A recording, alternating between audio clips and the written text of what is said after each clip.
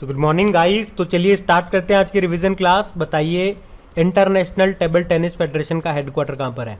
लुज़ेन Switzerland में है। और टेबल टेनिस से आपको याद आएगा भाविना बेन पटेल का नाम, क्योंकि जो टोक्यो पैरालंपिक 2020 हुए थे उसमें भाविना बेन पटेल ने टेबल टेनिस में सिल्वर मेडल जीता था।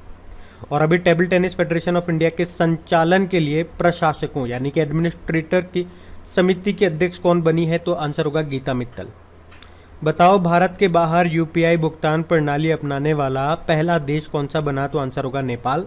और अगर भीम यूपीआई अपनाने के बारे में बात करेंगे तो पहला भूटान था, दूसरा सिंगापुर था और तीसरा भी यूनाइटेड अरब अमीरात बन गया है। चाहे आप यूपीआई की बात कर लो, चाहे रुपए की बात कर लो, चाहे भीम की बात कर लो, इन सबको डेवलप किया है एनपीसीआई ने, national payment corporation of India ने।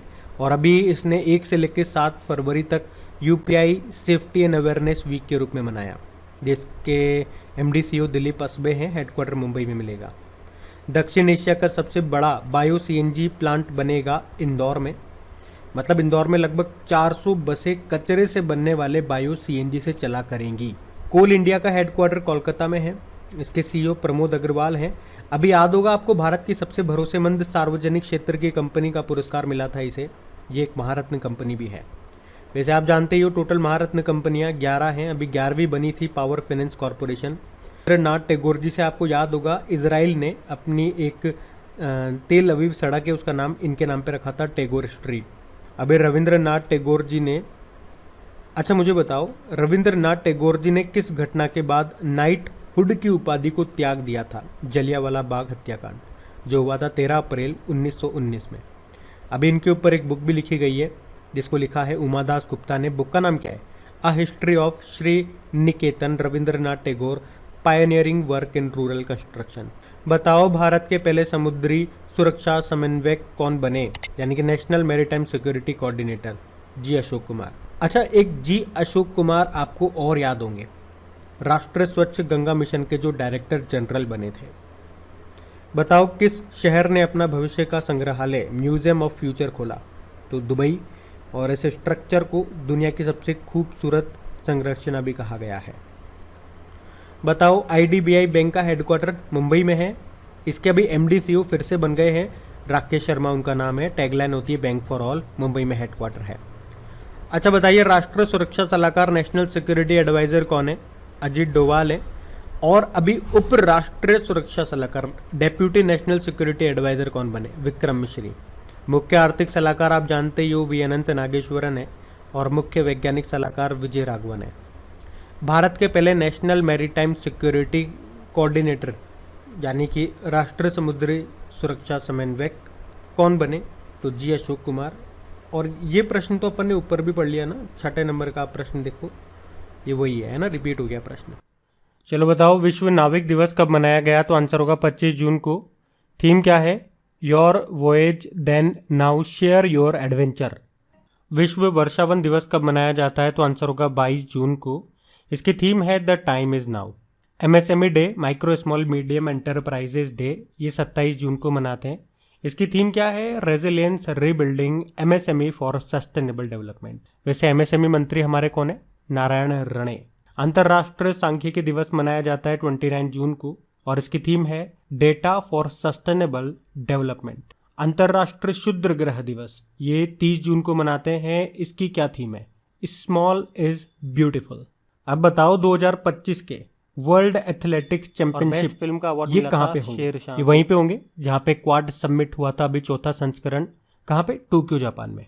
और अभी 2022 वाला जो इसका 18th एडिशन है वो अमेरिका में हुआ। 2023 वाला कहाँ पे होगा? बुडापेस्ट में, वो भी याद रखना।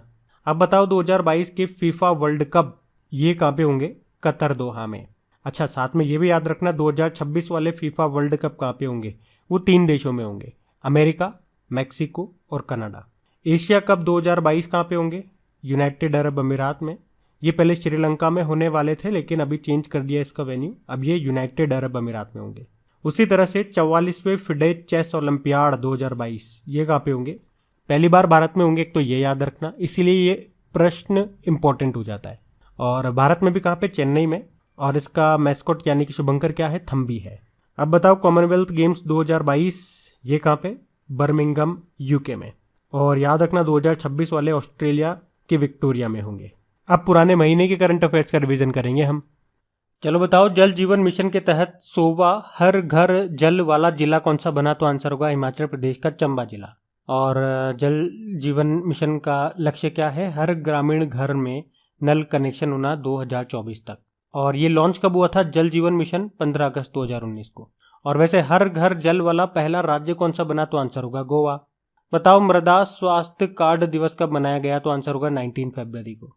और क्यों मनाते हैं 19 फरवरी को? क्योंकि 19 फरवरी 2015 को राजस्थान के सूरतगढ़ में मृदा स्वास्थ्य कार्ड योजना शुरू हुई थी। बताओ, स्मार्ट कार्ड सशस्त्र लाइसेंस जारी करने वाली देश की पहली पुलिस बल कौन सी बन गई? तो आंसर होगा दिल्ली पुलिस। फरवरी 2022 में किसने 2021 फीफा क्लब विश्व कप का खिताब जीता? तो आंसर होगा चेल्सी फुटबॉल क्लब ने।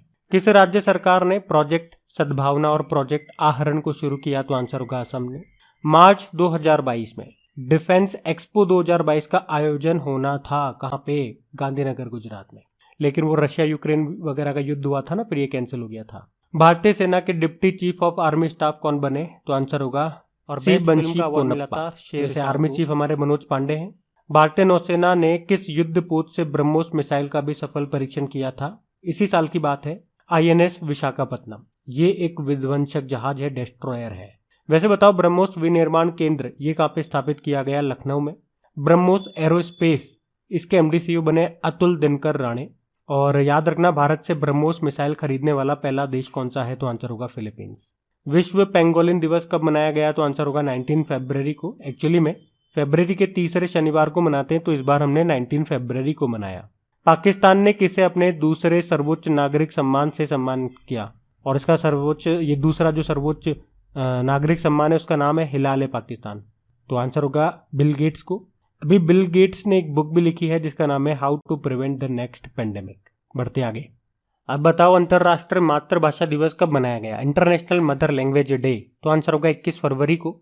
और इसकी थीम क्या है? Using technology for multilingual learning, challenging and opportunities. अब बताओ, history of Shri Niketan Rabindranath Tagore pioneering work in rural construction, इस बुक को किसने लिखा?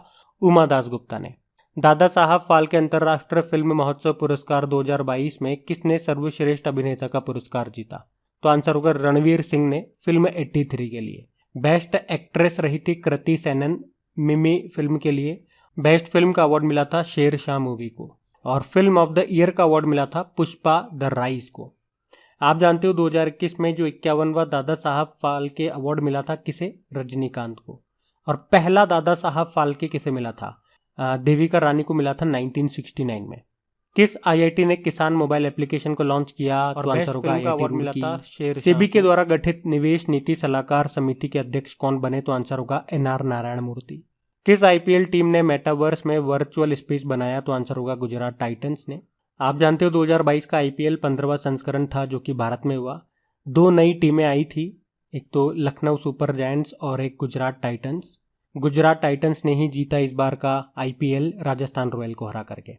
बताओ, अभी केंद्र सरकार ने क्रूड ऑयल के लिए कृषि अवसंरचना विकास उपकर को 7.5% से घटा के कितना कर दिया? 5%।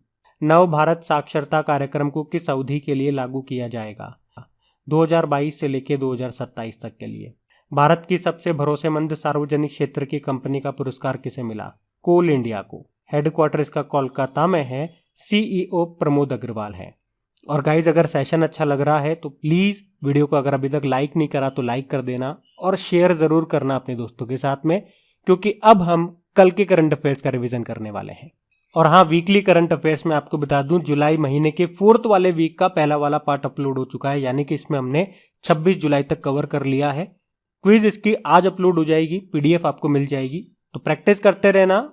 मेरी तरफ से मैं मेहनत कर देता हूं, आपकी मेहनत तो आप ही को करनी पड़ेगी। इसका कोई शॉर्टकट नहीं है। शॉर्टकट नहीं है तो चलो बढ़ते हैं आगे। अच्छा बताओ, कौन सा देश 2025 में महिला वनडे विश्व कप की मेजबानी करेगा? तो आंसर होगा भारत। और हमने ये भी पढ़ा था कि महिलाओं का T20 वर्ल्ड कप जो 2022 में होगा वो बांग्लादेश में होगा, 2026 वाला होगा इंग्लैंड में।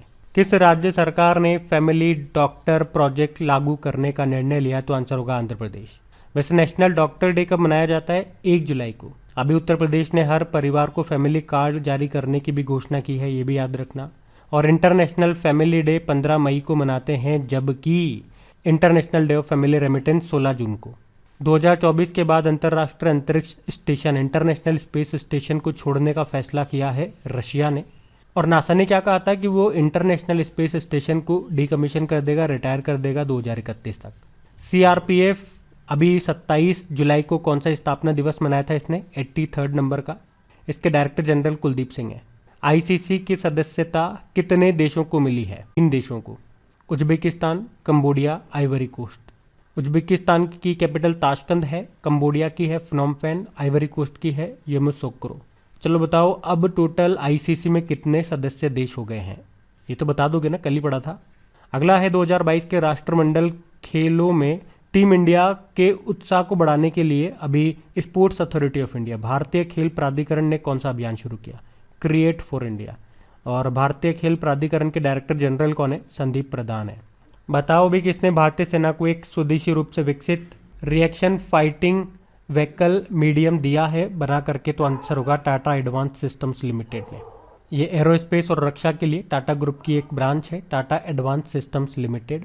और इसने भारतीय सेना को एक स्वदेशी रूप से विकसित एक बख्तरबंद वाहन दिया है जिसका नाम ही है quick reaction fighting vehicle medium. ये पहले के मुकाबले काफ़ी तेज होगा और ये इतना मजबूत होगा कि जो गोलियां होती हैं, जो बम होते हैं, जो बारूदी सुरंगें होती हैं, उन पे इसका कोई फ़र्क नहीं पड़ेगा। इससे जो हमारे सैनिक हैं उनकी सुरक्षा भी बढ़ेगी और हमारी सेना और ज़्यादा मजबूत होगी। अब बताओ बीसीसीआई का नया स्पॉन्सर कौन बन गया। पेटीएम था, लेकिन पेटीएम अभी अपना टाइम पीरियड होने से पहले ही हट गया, अब मास्टर कार्ड बन गया। और आईपीएल 2022 में जो हुए उसका टाइटल स्पॉन्सर था टाटा ग्रुप। और फीफा वर्ल्ड कप 2022 का ऑफिशियल स्पॉन्सर बना था बायजूस। संस्कृति और पर्यटन मंत्री के द्वारा भारतीय विरासत संस्थान का स्थापना कहाँ पे किया गया, कहाँ पे स्थापित किया जाएगा ये संस्थान, भारतीय विरासत संस्थान नोएडा में, नोएडा के गौतम बुद्ध नगर में। वैसे हमारे पर्यटन मंत्री कौन है, जी किशन रेड्डी हैं। अभी हमारे संस्कृति मंत्रालय ने ही 12 ज्योतिर्लिंग और 4 धाम के दर्शन आप कहीं से भी कर सकते हैं, एक प्लेटफॉर्म लॉन्च किया था, उसका नाम है टेम्पल 360 डिग्री। विश्व मैंग्रोव दिवस कब मनाया जाता है, तो आंसर होगा 26 जुलाई को। तो गाइस ये था आज का आपका रिवीजन वाला सेशन। उम्मीद करूंगा पसंद आया होगा आपको और आपने इसे लाइक ज़रूर कर दिया होगा और शेयर भी। Thank you.